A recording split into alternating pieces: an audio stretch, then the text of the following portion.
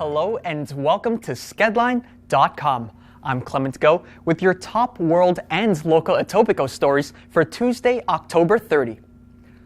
A search is underway for clues behind a Lion airplane that crashed earlier in Indonesia on Monday. Body parts and pieces of wreckage float at the site, where rescue workers are still looking off the coast of Jakarta. The crash of the Boeing 737 happened nearly 13 minutes after leaving the Jakarta airport, heading towards Sumatra Island when it fell into the sea.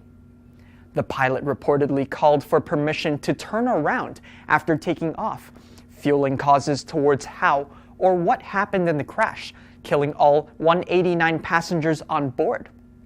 So far, any personal items found are being sent back to families, while over 24 bodies have been recovered for identification. U.S. President Donald Trump is visiting a vigil tonight in Pittsburgh, days after a deadly shooting killed 11, injuring 6 at a local synagogue. Some visitors are hoping Trump isn't coming, following an online outrage that condemns Trump's words in the past as motivations behind the shooting.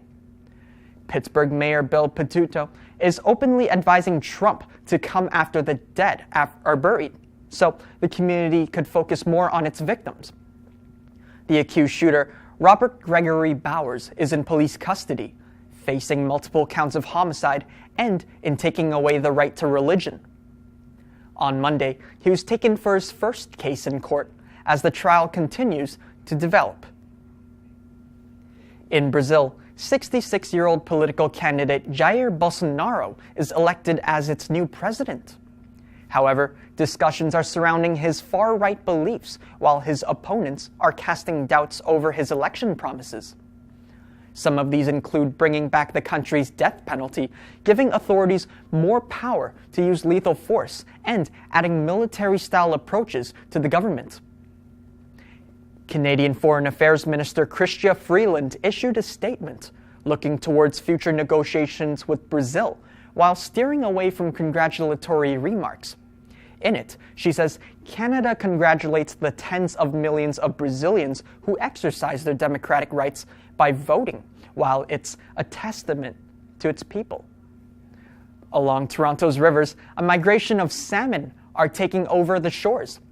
While most are swimming to bigger waters, some are staying at the bottom of Lakeshore. We now go to reporter Tierney Angus at the scene of these salmon. Tierney, how's the smell going over there? Lots of the salmon have already died, but there's still some jumping upriver. It's pretty exciting to see. And yes, Clement, it is really, really smelly. Back to the studio. Thank you, Tierney. You can find out more about how these fish are affecting locals over on our website as it develops. A Canadian mother and son are reconnecting after over 30 years of being apart. Tears and happiness run through Lynette Mann Lewis after believing for decades her son was dead. In 1987, her child Jermaine was abducted at age 1, growing up in Connecticut under a false identity. Alan Mann Jr., Jermaine's biological father, is facing abduction charges and will be extradited to Canada's courts. He is also being investigated for crossing over to the U.S. and living there illegally for the first time Jermaine grew up. Both Jermaine and his mother are staying together, picking up on hobbies like cooking, while making up for lost time. The annual tradition of getting candy is back for Halloween. Ahead of taking the little ones out for the night, children staying in hospitals are also getting a chance to experience the fun through virtual reality. A Globe and Mail report talks about the technology being used at the Emily's House Hospice. The children's care facility invited families for a project taking youth past their disabilities. Virtual rides are shot through a camera, taking people through roller coasters, ball pits, and a variety of other activities. For families going out on the big day, the OPP is also giving tips on safety, encouraging trick-or-treaters to be mindful of others, while parents should check the candy before it's being eaten. And also on our website, reporter Justin Field dives into the world of Halloween costumes and its controversial fashion statements close to the 31st. you can take a look at his feature on skedline.com. And that's our latest stories from around the world and around your neighborhood in Etobicoke. For skedline.com, I'm Clement Go. Thank you for joining us.